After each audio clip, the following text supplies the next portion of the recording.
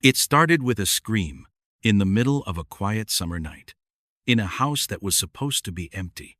Police went in, found nothing, until they played back the body cam footage and saw a shadow watching from the stairs. What they discovered next would lead them into sealed rooms, missing people, and a truth buried deeper than anyone imagined. This is the story of the Mitchell house. Maple Drive looked almost too perfect that afternoon. The lawns were evenly cut, the sun hung high in a cloudless sky, and the air smelled faintly of fresh paint from a neighbor's new fence. It was the sort of street where people waved to each other, where nothing bad ever seemed to happen, until it did. The 911 call came in at 2:42 p.m. A woman's voice, shaking, told the dispatcher she had just heard someone screaming inside the old Mitchell place. It sounded like a man, she said. Or maybe, she hesitated. I don't know, but it didn't sound right. It sounded like it was hurting. The Mitchell house sat 3 lots from the end of the cul-de-sac. Everyone knew it was empty. Daniel Mitchell, the owner, had vanished back in May, and since then the property had just sat there, blinds drawn, grass starting to yellow. Some neighbors claimed to have seen a real estate agent once, maybe twice, but no one ever saw a car in the driveway. No one had been inside for months. 2 patrol cars rolled onto Maple Drive within minutes. Officers Dean Miller and Chris Harper stepped out, squinting against the glare. Dean was the younger of the two, still a little fresh in the job, his vest sitting stiff on his frame. Chris had the kind of steady gait that came with 20 years of walking into strange situations. The woman who had called 911, Nancy Rowe from next door, stood on her porch, hugging herself. It came from in there, she said, pointing toward the Mitchell place. Loud, like somebody yelling for help. Dean nodded. Anyone seen going in or out? No, but I've been in my kitchen all day. I'd have seen. The officers approached the house. The driveway was empty, dust collecting in the cracks of the concrete. As they stepped onto the porch, Dean noticed how the paint on the front door was peeling around the edges, curling like dry leaves. He rapped twice. Police department, Chris called. Anyone inside? No answer. They waited, then knocked again. Nothing. Could be a break-in, Chris muttered, glancing toward the nearest window. Dean cupped his hands against the glass, peering in. The blinds were tilted just enough to reveal the front room. Everything inside looked ordinary. A sofa with patterned cushions, a coffee table, a TV sitting dark against the far wall. No signs of movement. Chris tried the front door. Locked. They circled around the house, finding a side door leading to the kitchen. This one was unlocked. Inside, the air was still and cold, unnaturally cold. Dean frowned. AC's running? Doesn't sound like it, Chris said. He could hear nothing but their footsteps. The silence pressed in, almost thick enough to touch. The kitchen counters were clean. A single glass sat upside down on a dish towel. The refrigerator hummed softly. Everything was neat, tidy, untouched. They moved through the rooms methodically. Living room clear. Dining area clear. Hallway clear. Let's check upstairs, Chris said. The stairs groaned under their weight. Upstairs was just as still. 2 bedrooms, 1 guest room, and a bathroom. Every bed made, every drawer closed. In the master bedroom, sunlight leaked through a gap in the curtains. Dust hung in the air like faint mist, visible only in the light beams. Dean touched the top of a dresser and found a thin layer of dust. Hasn't been used in weeks, he murmured. Chris was by the closet, peeking inside. Nothing. They stood for a moment, listening. No footsteps, no voices, no screaming, just the sound of their own breathing. Could have been the TV, Dean said finally. Or a prank call. Chris shook his head slightly. Neighbors don't usually make prank calls when they're shaking in their shoes. They did another sweep, opening every door, checking every closet, even the crawl space in the hall. Nothing. By the time they returned to the kitchen, both men were convinced the house was empty. Dean clicked his radio. Dispatch, 224. House is clear. No sign of disturbance. Might have been a false alarm. The response crackled back. Copy that. 224. Chris looked toward the window. Nancy Rowe was still on her porch, watching them. He gave her a small shake of his head, as if to say, nothing's wrong. She didn't look convinced. They stepped outside, closing the door behind them. The air outside felt warm, almost oppressive, compared to the cold inside. As Dean reached the patrol car, he glanced back at the Mitchell house. Something about it made him uneasy. Not because of what they'd found, but because of what they hadn't. Back at the precinct later that afternoon, Dean sat down to log his report. Part of the standard process was reviewing body cam footage for anything they might have missed, so he queued it up. The footage played just as he remembered it. Knocking at the front door, walking through the kitchen, checking the rooms. Then, as they were leaving, the camera's perspective turned toward the staircase for just a second. Dean froze. In the shadowed space halfway up the stairs, something was there. It wasn't moving. It wasn't saying anything. But it was watching. Dean didn't move for several seconds, his hand hovering above the keyboard, eyes fixed on the frozen frame. The timestamp read 14:54:38, less than a minute before he and Chris stepped outside and closed the door. The figure on the stairs was hard to describe, not because it was blurry, if anything. It was sharp enough that Dean could make out the curve of a shoulder, the faint outline of a head tilted slightly to one side. What made it strange was how wrong it felt. The figure's skin, or what little was visible, was pale in the dim light, and the clothing, if that's what it was, looked loose, hanging in folds. No movement, no expression, just there, watching. Dean rewound 10 seconds and played it again. At first, the stairs were empty. Then, as his own body in the footage stepped into frame, the shadowed corner seemed to change, like darkness thickening. A shape emerged, faint, then more distinct. He turned up the brightness on the playback. The figure was a person. Definitely a person. And they had been inside the house with him and Chris. Dean's stomach twisted. He replayed the section again, slower this time, pausing when the figure was clearest. Their eyes were fixed directly on the camera, not at him, not at Chris, at the lens itself, as if they knew they were being watched. "Hey, Miller," a voice said from behind him. Dean jumped slightly and turned to see Sergeant Paul Reyes standing in the doorway with a coffee in hand. "You good?" Reyes asked, noting the look on Dean's face. Yeah. You should see this." Dean motioned him over. Reyes leaned in, watching as Dean ran the clip from start to finish. When the figure appeared, Reyes's jaw tightened. "Freeze that," he said. Dean paused the frame. "That wasn't either of you?" Reyes asked. Dean shook his head. "No, I didn't see anyone. Chris didn't either. House was empty, or at least we thought it was." Reyes studied the image for a long moment. "Looks like a woman," he said finally. "Hard to tell, but whoever it is, they're not supposed to be there." Dean felt a twinge of defensiveness. "We checked the place, top to bottom." "Then they were hiding," Reyes said flatly.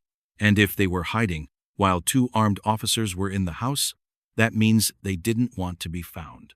That's a problem." Dean nodded slowly, the weight of the realization settling in. "You want me to call Harper in here?" "Not yet," Reyes said. "First, I want to see the original file." Dean copied the video to Reyes's computer, and together they went through it frame by frame. At one point, Reyes leaned closer to the screen and said, "Look at the eyes. Right there, see that?" Dean squinted. "Yeah, looks like..." He hesitated. "Are they reflecting the light?" Reyes didn't answer. He just straightened up and said, "We're not assuming squat.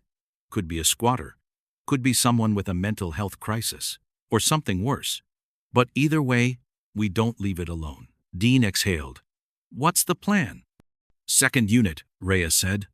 "Right now." Within minutes, the precinct was in motion. Officer Harper was called in from patrol, still in his sunglasses, looking puzzled as Reyes briefed him in a low, clipped voice. 2 more officers, Morgan and Blake, were assigned to join them. They gathered around the playback one last time before heading out. Morgan, a stocky man with a perpetually skeptical expression, watched the figure appear on the staircase and gave a low whistle. "Man," he said, "if that's a squatter, they've got nerves of steel." "Or no sense of self-preservation," Blake replied. She was younger, sharp-eyed, her hand resting casually near her holster as she studied the paused frame. "You notice the tilt of the head? That's not surprise. That's like they're sizing you up." Dean didn't like hearing that. Reyes closed the laptop. "All right. You 4 are going back in. Same entry point as before. Full sweep. And this time, you don't stop until you've checked every inch. Crawl spaces, attic, under the floors if you have to. I want this person found." Dean and Chris exchanged a glance. This was no longer a casual follow-up. They headed out in 2 cars, pulling onto Maple Drive less than 20 minutes later. The neighborhood looked exactly the same as it had earlier, except now there were more eyes peering out from behind curtains. Word traveled fast here. Nancy Rowe was on her porch again, phone in hand. She didn't wave this time. Dean noticed the sunlight was shifting toward late afternoon, throwing longer shadows across the Mitchell house. The place looked inert, almost heavy, like it had settled deeper into the ground since they'd last been there. Chris unlocked the side door while Morgan and Blake covered the front. The moment they stepped inside, the same unnatural chill wrapped around them. It was subtle, but enough to make the hairs on Dean's arms stand up. "Temperature's weird again," he said quietly. Morgan's voice came over the radio from the front hall. "Copy that. Feels like a walk-in freezer up here." They began their sweep, starting with the kitchen and living room. Everything looked untouched, just as before. Upstairs, the dust still lay undisturbed on the dresser in the master bedroom. "Clear," Chris said after checking the closet again. Dean moved to the hallway, pausing halfway toward the stairs. He glanced toward the exact spot where the figure had stood in the footage. The shadow there was just an ordinary patch of dim light now. Nothing unusual about it. Yet he couldn't shake the sense that it felt different, heavier somehow. Morgan and Blake rejoined them upstairs. "Attic next," Morgan said. They found the access hatch in the hallway ceiling and pulled it open.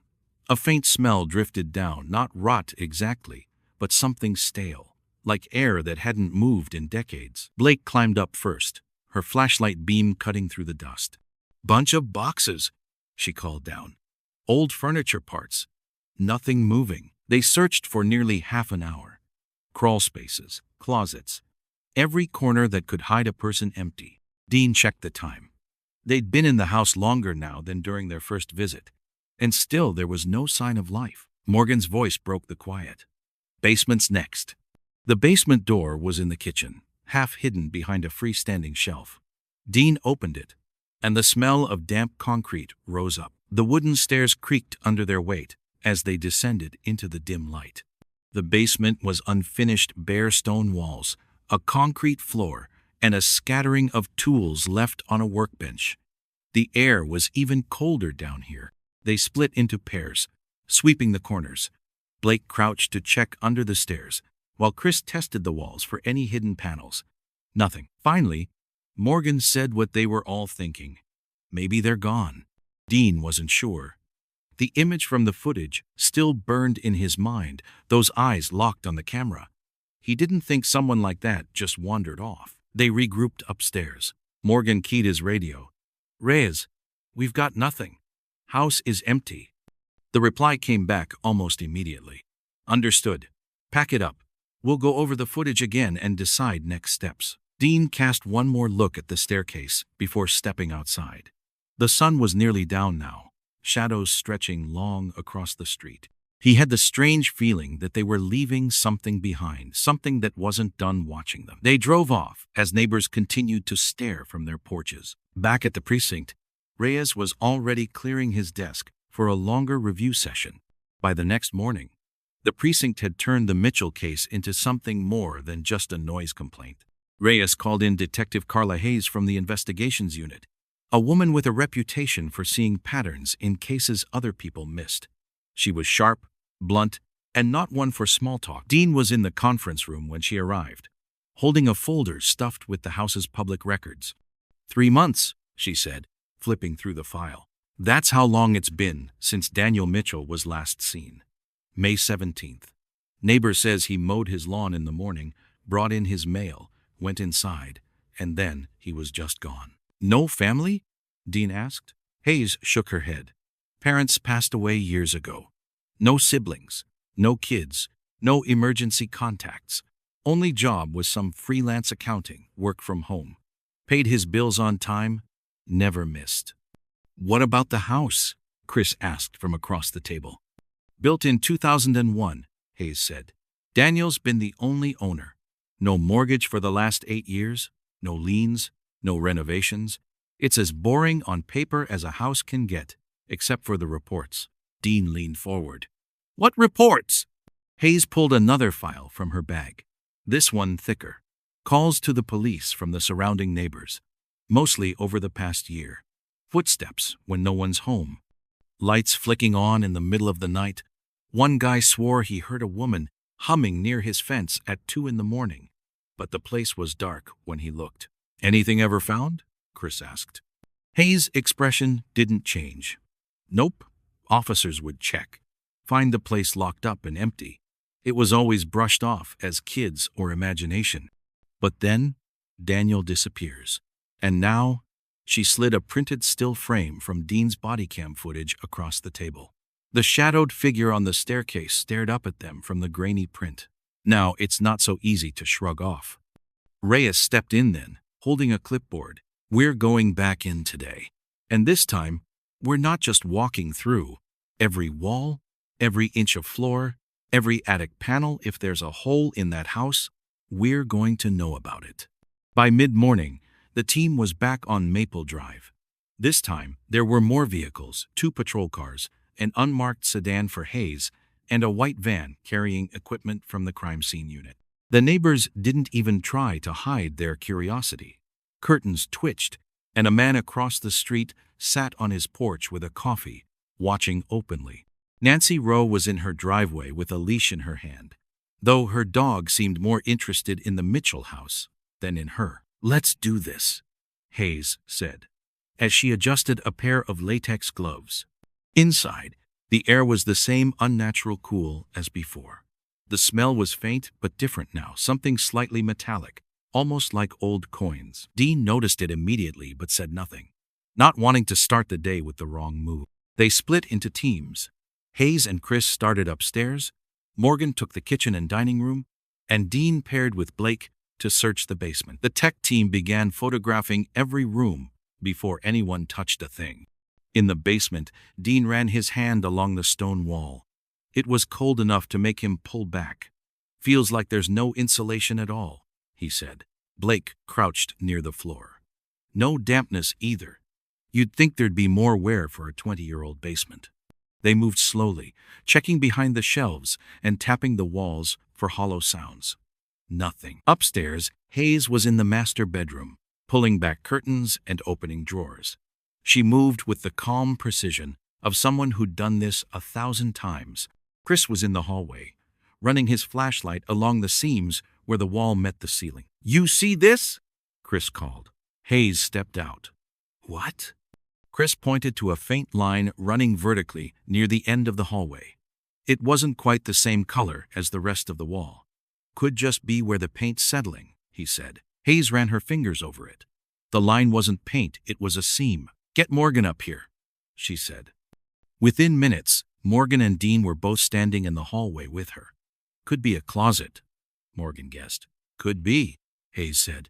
But according to the floor plan, this wall backs up to the guest room closet. There shouldn't be a space here. Chris fetched a small pry bar from the toolkit the techs had brought in. With careful pressure, he worked it into the seam. A faint cracking sound came from inside the wall, followed by a puff of dust. This isn't original construction, Hayes said. Somebody sealed this off after the house was built. It took another 5 minutes of prying before the false panel shifted enough to reveal a gap. Dean aimed his flashlight inside, At first, all he saw was darkness. Then the beam caught the edge of a mattress, lying directly on the floor. "There's something in here," Dean said quietly. Morgan pulled the panel wider.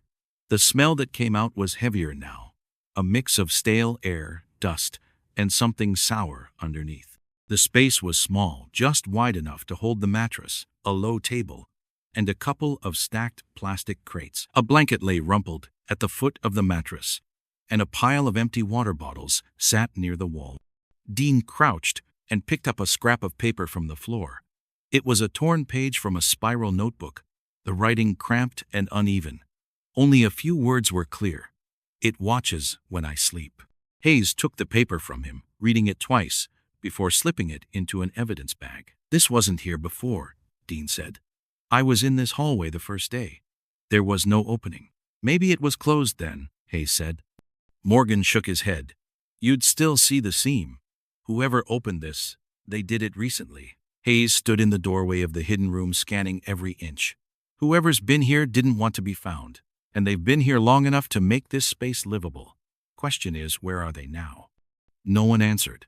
The only sound was the faint hum of the refrigerator downstairs, carrying up through the floor. Hayes stepped inside, careful not to disturb anything else. She shined her light over the wall. More writing was there, scratched faintly into the paint, just marks at first, then words. Some of it was unreadable, worn away by time or covered with grime. But 3 lines stood out. "Don't look in the dark. It comes when you hear the steps. Don't trust the mirrors." Hayes backed out slowly. "Seal this for processing," she told the techs. "Nobody goes in until we document it fully." Dean stood a few steps back, staring at the mattress. It looked slept in recent. The crime scene techs moved in quickly, setting up extra lights to flood the narrow space. Dust motes swirled in the sudden brightness, but the air inside the sealed room felt heavier than the rest of the house, thick with the scent of old fabric, stale breath, and the faint tang of something metallic.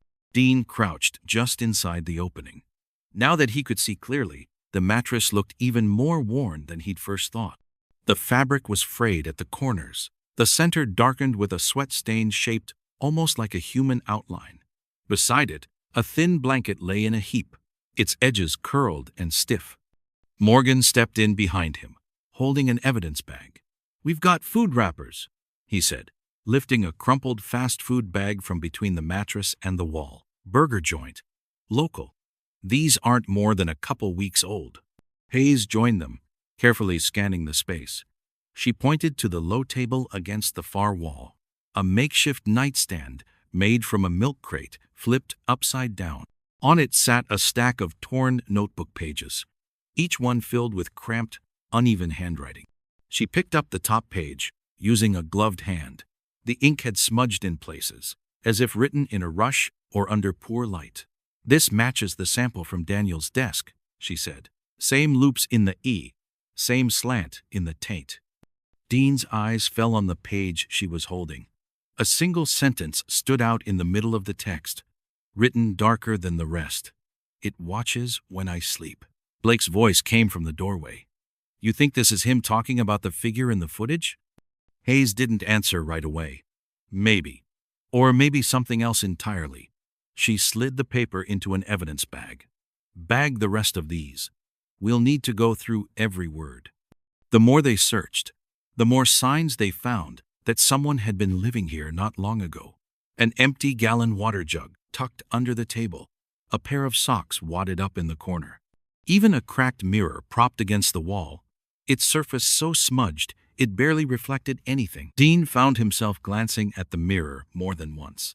The streaks and scratches gave it an almost watery look, like you might see something moving in it if you stared long enough. Hayes stepped back, looking around. Whoever's been here knew the house well enough to stay hidden during 2 separate police searches. They were comfortable here. Too comfortable. That thought settled like a weight in Dean's stomach. "So what now?" he asked. "We set eyes on this place around the clock," Hayes said. "If they come back, I want them on camera before they even step through the door." By late afternoon, the tech team had installed 6 motion-triggered cameras, one in the living room, one at the top of the stairs, one outside the sealed room, one in the basement, and two at the exterior doors. Each was wired to stream to a secure server at the precinct, where an overnight officer would monitor them in real time. The setup took longer than expected. Every camera had to be tested, every angle adjusted. Dean stood in the hallway, while one of the techs, a young guy named Trevor, checked the feed from the sealed room. "Clear picture," Trevor said, tapping his tablet. "Even in low light, we'll see everything." By the time they packed up, the sun had dipped low, casting a rusty orange glow through the windows. Dean took one last look inside the sealed room before the techs closed it up with a temporary plywood barrier. It didn't feel empty, not really. Even with the mattress and blanket gone, the air inside seemed to hold on to something. Like the walls remembered who had been there. The house was locked up tight. They left with the confidence that if anything moved inside, they'd know. That night, Dean was on desk duty at the precinct, scrolling through reports, when Trevor walked past, carrying a soda. "Hey, your haunted house cams are live," he said with a smirk. Dean pulled up the feed on his monitor. 6 squares, each showing a different angle of the house. The living room sat quiet, furniture still. The upstairs hallway was dim, lit only by a nightlight. The sealed room's camera showed bare plywood. Hours passed like that. The cameras picked up nothing but the occasional flicker of light from a passing car outside. Midnight came and went. At 2:12 a.m., Dean yawned, glancing at the feed again.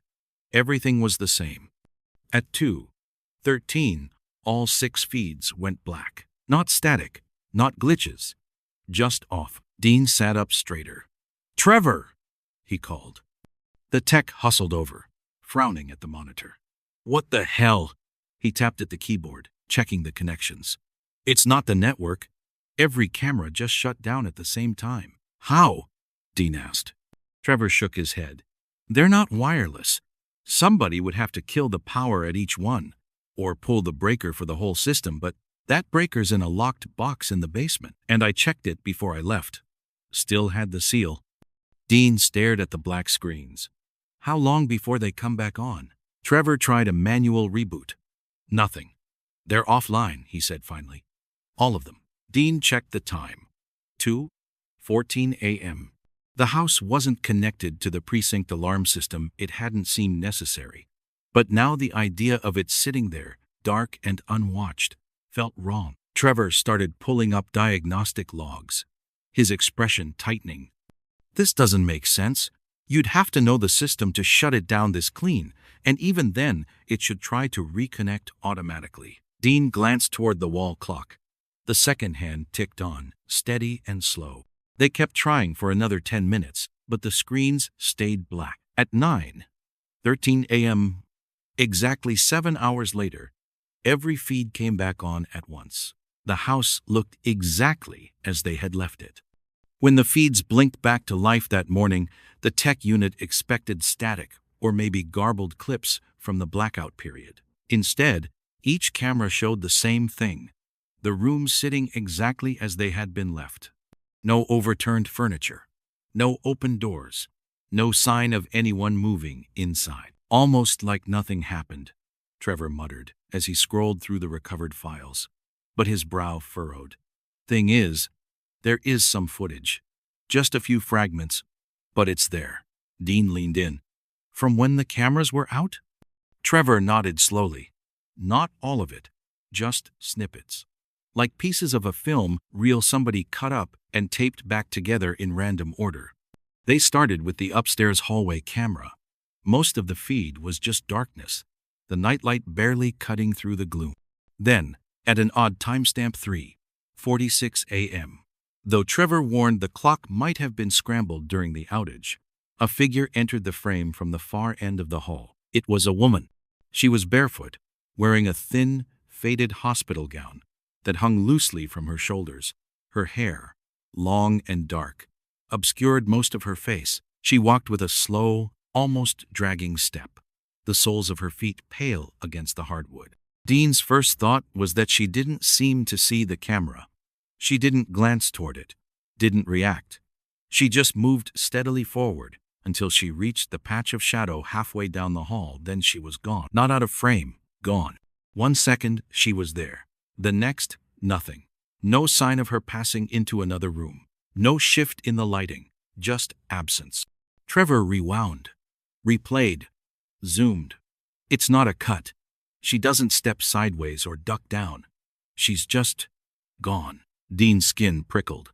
Check the other feeds. The living room camera had nothing. The basement feed was empty.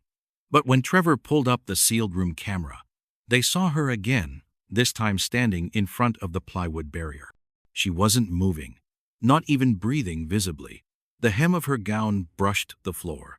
In her left hand, she held something small and dark, though the poor resolution made it impossible to identify.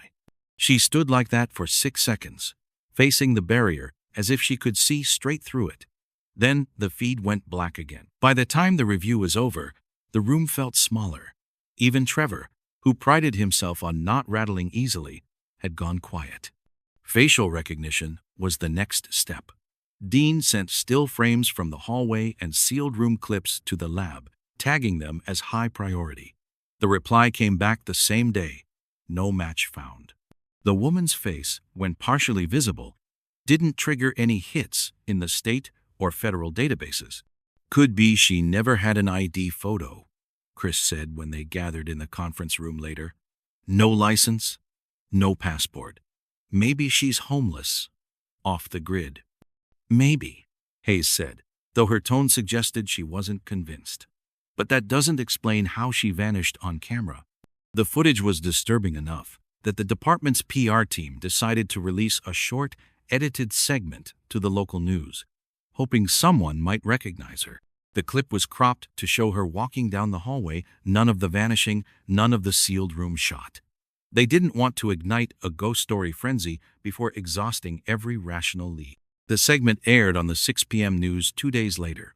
Dean was still at his desk when the front desk phone rang. He heard the dispatcher answer, pause, then wave toward him. "Call for you, Miller. Says it's urgent." Dean picked up. "Officer Miller." The voice on the other end was low and steady. "I just saw your footage on Channel 9. That woman, she's not some random trespasser. I know her." Dean straightened in his chair. "And you are?" "Name's Frank Dobson. Retired detective, NYPD. Been out of the game 20 years. But I'd stake my pension on it. That's Lena Graves." The name meant nothing to Dean. "Who?" "She was a patient at St. Catherine's Psychiatric back in '96, Dobson said. "There was a fire. Whole East Wing went up. 3 fatalities, and 2 patients escaped in the chaos. One was caught the same night. The other, Lena, wasn't. Her file sat on my desk for 6 months. Then the department shut the case down. Never found her." Dean glanced toward Hayes's office, the door slightly ajar. "You're saying this woman in our footage has been missing for almost 30 years? "That's exactly what I'm saying," Dobson replied. "And the last place she was seen alive before that fire was less than half a mile from where your Mitchell house is now." Dean felt his pulse quicken. "You're certain it's her?" "I'd bet my life on it," Dobson said without hesitation. "The way she walks, that hair, the hospital gown, it's Lena. But I'll warn you, if she's been out there all this time, living off the grid, there's no telling what she's turned into. People don't stay the same after something like that." Dean thanked him, took his number, and promised to pass the information along. When he entered Hayes's office and relayed the call, she leaned back in her chair, thinking, a psychiatric escapee from '96, missing ever since, now walking around a sealed room in a vacant house, and the owner, Daniel Mitchell, disappears into thin air 3 months ago. This is getting complicated. Chris, who had been leaning against the doorframe, said, "If Dobson's right, that means she's been in the area for years. Maybe she's been using that house longer than we think." Hayes's gaze shifted toward the printout, still pinned to her wall. The staircase frame from Dean's body cam. Or maybe the house is the only place she's ever been. Outside the office, the precinct buzzed with its usual evening noise, phones ringing, printers humming, but Dean couldn't shake the feeling that everything had just shifted. They weren't looking for a trespasser anymore. They were looking for someone who had been a ghost in the records for nearly 3 decades. And now, somehow, she had found her way back into the light. The next morning, Hayes called a meeting in the conference room. The blinds were drawn, and a corkboard had been wheeled in, already covered with pinned photographs and printed documents. At the center, under the heading Lena Graves, 1996, was a grainy black-and-white photo of a young woman with heavy-lidded eyes and hair hanging past her shoulders. "This is her," Hayes began. "Lena Graves, committed to St. Catherine's Psychiatric Hospital in 1992. Diagnosed with paranoid schizophrenia, history of violence toward herself, but not toward others. Admitted after multiple instances of wandering the streets barefoot, disoriented. Her family had her committed when she was 23. Dean studied the photo.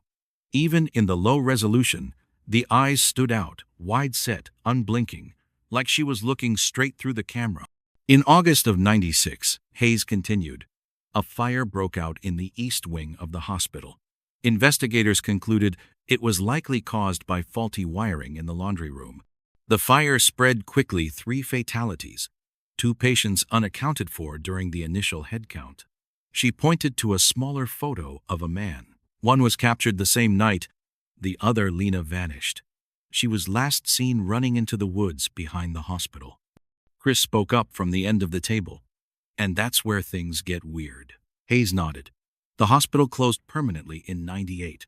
The land around it was eventually cleared for development. Guess where part of that land ended up? Dean leaned forward. The Mitchell property. Hayes tapped a printed map on the corkboard. In '96, this entire area was an open wooded lot.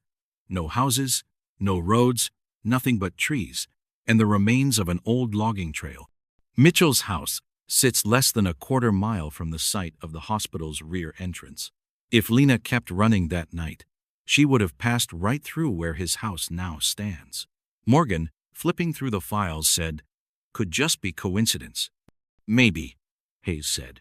"But what are the odds we find her on camera inside that very house nearly 30 years later?" No one had an answer. Dean asked, "Any theories on where she's been all this time?" Hayes sighed. "Dobson thinks she's been living off the land, in abandoned buildings, maybe under false identities when she needed to. But if that's true, she stayed completely invisible for decades. No arrests, no hospital admissions, no sightings. It's like she disappeared into the trees that night and didn't come back out." Blake, who had been quiet until now, said, "Or she never left." Everyone turned toward her. "You're thinking she's been in the area the whole time?" Chris asked. Blake nodded. "That house has crawl spaces, hidden rooms. We already know she or someone was living in one of them. If she knows the woods, the land, maybe she's been circling this place for years, coming and going when no one's around. Maybe even before Mitchell moved in." The room went still. Hayes looked back at the map. "There's something else. The property records show Mitchell bought the house in 2001. But before that, the land was listed as part of an unimproved lot, owned by a real estate holding company. And before that, in the early '90s, it was under the jurisdiction of the hospital, which means there could have been other structures on it, service sheds, storage buildings that were torn down before construction started." Dean thought back to the basement, to the rough stone wall that didn't quite match the rest of the foundation. If there was something here before, maybe parts of it are still under the house. Hayes nodded slowly. "And maybe Lena knows exactly where." They spent the rest of the morning combing through archived satellite photos, old zoning documents, and any scraps of information from the hospital's records. Most of it was dry lists of maintenance costs, staff rosters, plans for demolishing the buildings. But in one faded blueprint of the hospital grounds, Chris noticed something. "What's this?" he asked, pointing to a dotted rectangle labeled Service Annex, Building D. Hayes leaned over his shoulder.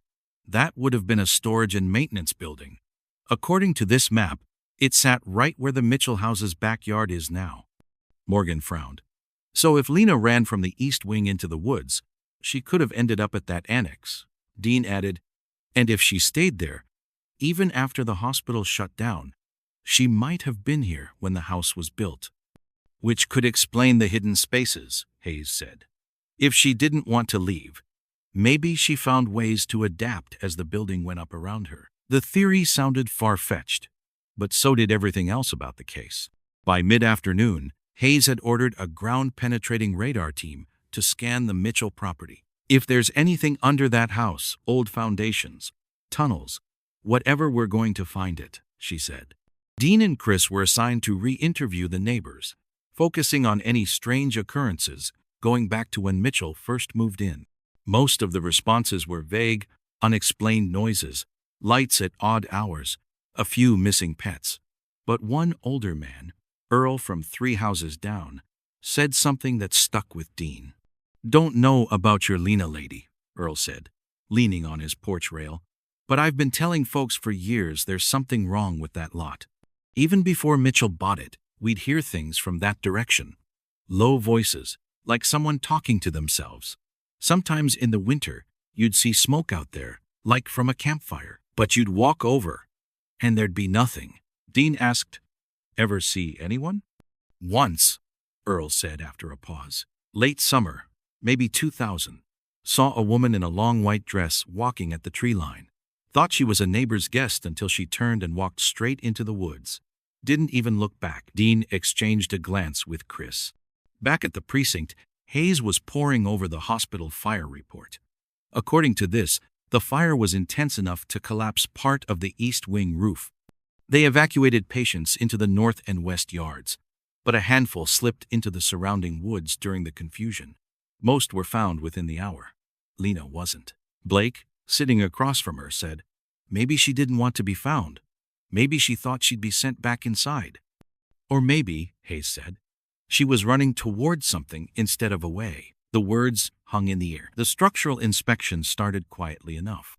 The ground-penetrating radar team had flagged a few anomalies beneath the foundation, but it was the carpentry crew brought in to assess the basement stone wall that made the first real discovery. Dean was standing near the kitchen when one of the workers called out, "Hey, you're going to want to see this." He followed them to the narrow hallway off the living room, where an open section of drywall revealed a cavity barely wide enough for a person to squeeze into. The void stretched upward, disappearing into darkness. "This isn't in the plans," the foreman said, holding a flashlight toward the gap. "According to the blueprints, there should be a solid support beam right here." Dean crouched, peering inside. The interior was rough, splintered wood, plastered dust, and a faint, musty smell that didn't match the rest of the house. Something about it felt used. "Go ahead, open it up," Dean said. They cut a wider opening. Inside, the space was about 2 feet across, extending along the wall in both directions. Nestled in the far corner was a small pile of crumpled fabric blankets, old coats, and what looked like a pillow stuffed with shredded newspaper. "Looks like someone's been living in here," Chris murmured from behind him. Further inside, they found more scraps of clothing, worn thin and stained. Food wrappers dating back months, maybe years, and something that made the hair on Dean's arms stand up. It was a doll, crude and unsettling. Its head was made from a ball of fabric, with black button eyes stitched unevenly. The body was just a bundle of sticks, wrapped in rags. But the hair, long, dark strands tangled into knots, was real. "Bag that," Dean said quietly. They found 3 more dolls scattered in other cavities as the inspection moved room to room. In one narrow pocket near the stairs, there were not only dolls but also bones, small animal bones, neatly arranged in patterns. By mid-afternoon, it was clear these weren't isolated hiding spots. The cavities ran through multiple parts of the house, branching and intersecting like a secret internal network. "It's not random," Hayes said when she arrived to see the progress. "Whoever used these spaces knew the layout. They moved through here without anyone on the outside hearing a thing." One of the workers added, "Some of these pockets have been here since the original build, but others look newer, like someone's been altering them from the inside." That detail chilled Dean more than anything else.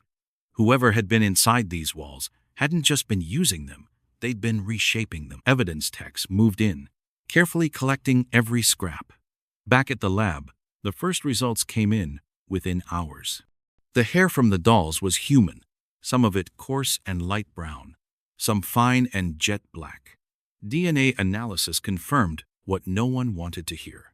The brown matched Daniel Mitchell. The black matched Lena Graves. Hayes sat at her desk, staring at the report. This confirms they were both here at the same time. Chris asked the question everyone was thinking. But if they were here together, where are they now? No one answered. Dean couldn't stop picturing the dolls stitched with buttons, bound in rags, hair woven into their heads, the kind of thing you'd expect from a child's imagination gone strange, or from someone who had spent too much time alone in dark places. The implications were worse when he thought about the house's hidden spaces. If Lena's been in here for years, maybe Mitchell discovered her. Or maybe he trailed off. Maybe he didn't discover her, Hayes finished. Maybe he let her in. The thought made Dean's stomach tighten. They began piecing together a possible timeline. Mitchell bought the house in 2001. Neighbors reported odd noises over the years, footsteps, low voices, strange shadows, but no one ever saw anyone enter or leave. Then, 3 months ago, Mitchell vanished. Now, Lena appears on camera inside the house. But there were gaps they couldn't fill. Why would Mitchell live with someone hiding in his walls? Why hadn't he called the police? How could they both disappear without a trace? And most unsettling, if they had been living in such close quarters, why were there signs of someone else's movements in the spaces? The fabric scraps weren't all old. Some of the food wrappers were less than a month old. Dean walked through the house again that evening, long after the crews had left.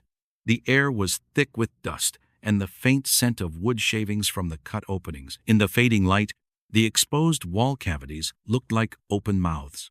He found himself standing at the base of the staircase, staring up toward the landing.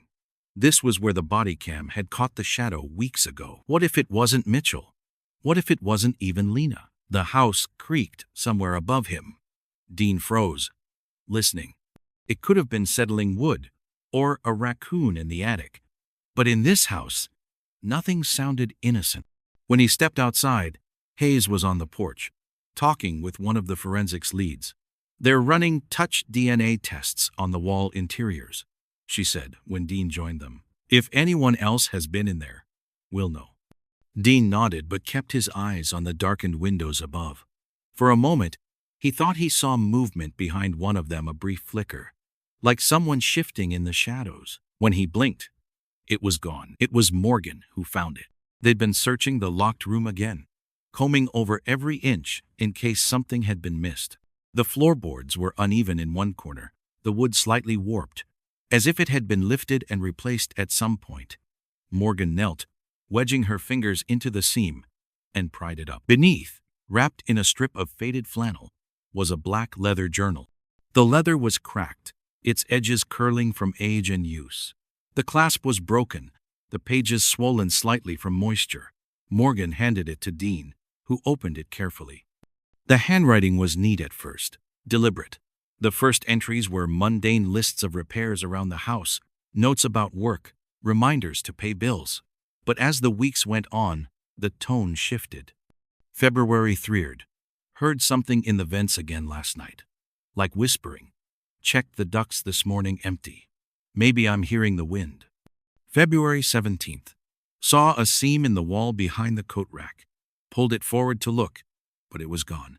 Nothing there now. March 1st. Dreamed I was in the basement. The walls kept moving. There was a woman in the corner, but her face was blurry. She told me, "Find me before it does." Dean turned the pages slowly, each one revealing more unease. The entries grew longer, the sentences stranger. March 14th. Heard her again. Not in the vents this time, from inside the walls. She said her name was Lena. Said she's been here longer than me, longer than anyone. March 20th. Found another doorway, between the kitchen and the living room. Could have sworn it was there yesterday. Gone today. March 28th. She comes at night now. I hear her in my room. Sometimes I wake, and the blankets are pulled tight, like she's tucking me in. The handwriting began to change, shakier, rushed, ink smeared in places. April 20th. Lena says she's my mother. Says she lost me here. Says I was born in this house, but not in it. Beneath it. I don't remember any of it. April 10th. I asked her where she's been all this time. She just said, "Where I am, you can't follow." Not yet. April 17th. The house is different when the lights go out. I keep finding rooms that shouldn't exist. Sometimes I think they're making themselves. Dean flipped to the last page. The ink was darker, heavier, as if pressed hard into the paper. May 1st. I think it's almost time. She says I'll understand soon. She says we'll both be where we belong. Under the floor. Under the roots, where it's warm and dark. I'm not afraid anymore. There was nothing after that. Dean looked up at Hayes, who was standing in the doorway of the locked room. Her expression, unreadable. Could be delusion, she said. Or he was under some kind of influence. Or, Blake said from the corner, he was telling the truth. Morgan closed the floorboard over the empty space and stood. If Lena really was here all those years, maybe Mitchell was born here. If his mother disappeared in '96, he would have been, what, 5? 6? Dean shook his head. The timeline's wrong. Mitchell was in his 40s when he vanished. Blake countered. Unless we don't have his real birth date, or his real identity. That landed heavier than Dean expected. They'd run Mitchell's background early in the investigation, but it was built on public records, school files, tax records, a driver's license. If someone wanted to slip another identity into the system, it wasn't impossible. Hayes said, "Get me a birth certificate, original copy, and pull his DNA from the lab. See if we can match it to Lena's." As the others left to make calls, Dean lingered in the room, the journal still in his hands. He scanned the walls, the ceiling, even the corners of the floor. The air here felt heavier, thicker, like the room was holding something back. He thought about Mitchell writing at night, hearing whispers through the vents, finding doors that vanished, about Lena claiming to be his mother, about being born beneath the house, and he wondered if Mitchell had ever actually left it. That night, Dean couldn't sleep. He replayed the journal entries over and over in his head. The details didn't feel like random madness. They had structure, patterns, the way survivors of trauma often circle back to certain images or phrases. Beneath it all was the same thread. Lena wanted him to find her. But what if he had? And what if finding her wasn't the end of the story, but the beginning of something worse? The next morning, Hayes got a call from the lab. The DNA results were preliminary, but there was already something unusual. Mitchell and Lena shared genetic markers consistent with a parent-child relationship. The problem? The markers suggested Lena would have been in her early teens when Mitchell was born. Hayes said nothing at first, just stared at the phone like it had told her a lie. Dean said what everyone was thinking. That's not possible. Maybe not in a normal family, Hayes said quietly. But if Mitchell really was born in this house beneath it, like the journal says, we have no idea what was going on down there. They agreed to keep the results between them until they had more proof, but the revelation had already shifted the investigation. The question was no longer just where Mitchell and Lena had gone. It was what this house had been before either of them vanished, and what it still might be. It was Morgan who noticed the difference in the basement wall. They'd gone over the space a dozen times before, but the new blueprints, cross-referenced with the county archives, suggested the dimensions of the basement were off by several feet. The far wall, a crude mix of stone and plaster, seemed older than the rest of the foundation. Morgan tapped her flashlight against the surface. The sound was dull in some places, hollow in others. "Get the tools," she said. The first strike of the hammer sent a vibration through the floor. Pieces of plaster broke away, revealing blocks of stone beneath, blackened with age. Another blow dislodged a section entirely, and cold air drifted through the gap. The opening widened enough to expose a narrow stone stairwell descending into darkness. "No one goes down alone," Hayes said, her voice low but firm. She clipped a small body cam to her vest, checked her flashlight, and took the lead. The stairs were rough underfoot, each step uneven and worn, as though shaped by centuries of use. The air was damp, heavy with the smell of earth, and something metallic beneath it. Dean brought up the rear, his hand grazing the wall. He could feel faint grooves beneath the stone lines carved by hand, deliberate and deep. The stairwell ended in a low-ceilinged chamber, the walls uneven and pitted. Their flashlight beams swept across the space, revealing rows of carved names. Some were so faded they were nearly illegible. Others looked fresh, the stone lighter where the chisel had cut it. Alongside each name was a date, sometimes two, the second presumably a death year. Dean's light paused on one cluster. Graves. Jacob Graves, 1,834. 1,897. Eliza Graves, 1,839. 1,903. Matthew Graves, 1,861. 1,932. And the list went on, each generation stacked beneath the last. Near the bottom, in letters so sharp they looked recent, was Lena Graves, 1,978. No second date. Hayes stepped closer, her gloved fingers tracing the unfinished line. "She was never buried," she murmured. Morgan's beam moved across the opposite wall and froze.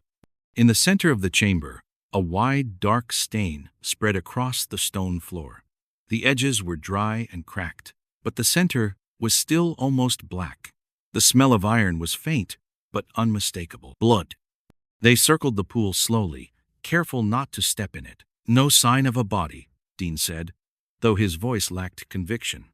Morgan crouched, examining the edges. "This has been here for a while. Years, maybe. But whatever happened, it was violent." Hayes was scanning the walls again when she stopped, her light catching on something tucked low, almost at floor level. It wasn't another name, it was a drawing. Simple lines, drawn in some kind of reddish-brown pigment, maybe the same substance that stained the floor. A stick figure stood beside a taller one, both under a roof marked with crude shingles. Beneath them, jagged lines suggested something underground. Twisting shapes, perhaps meant to be tunnels. In the corner, just beside the roofline, were two initials written in block letters. D.M. Dean's stomach tightened. "Daniel Mitchell." Morgan's voice was quiet. "So, he was down here." The implications hit all of them at once. Mitchell hadn't just stumbled across this chamber in his final days. He'd been here long enough, and young enough, to leave a child's drawing behind. Hayes stepped back, scanning the names again. If Lena's name is here, maybe Mitchell should be too. They searched the walls, but found nothing. "What if it's not missing?" Dean asked. "What if it hasn't been added yet?" That silence that followed was heavier than the air itself. Morgan knelt near the pool of blood again. "If this is Mitchell's, maybe Lena's still alive. Maybe she trailed off, unwilling to finish the thought. Dean was still staring at the drawing. The lines beneath the house nagged at him. They weren't just random squiggles, they branched and intersected, like the hollow spaces they'd found inside the walls upstairs. "Maybe these aren't tunnels," he said. "Maybe they're the house. Or what's under it." Hayes took a slow breath. "We'll need a ground scan. If there's more under here, we find it." Before leaving, Dean took one last look at Lena's name carved in stone, the empty space where a death date should be. The chisel marks were fresh enough that dust still clung to them. Someone had carved her name recently, which meant someone had been down here long after the house was supposedly empty. They resealed the opening behind them as best they could, but as Dean climbed the stairs, he couldn't shake the feeling that the chamber didn't want to be closed off, that it had been waiting for someone to return. That night, back at the precinct, Dean reviewed the body cam footage from the descent. In the background, faint but distinct, was a sound he hadn't noticed in the moment, like soft breathing, just beyond the edge of the light. When the camera panned past the bloodstain, the breathing stopped. The order came down in the early hours of a gray, windless morning.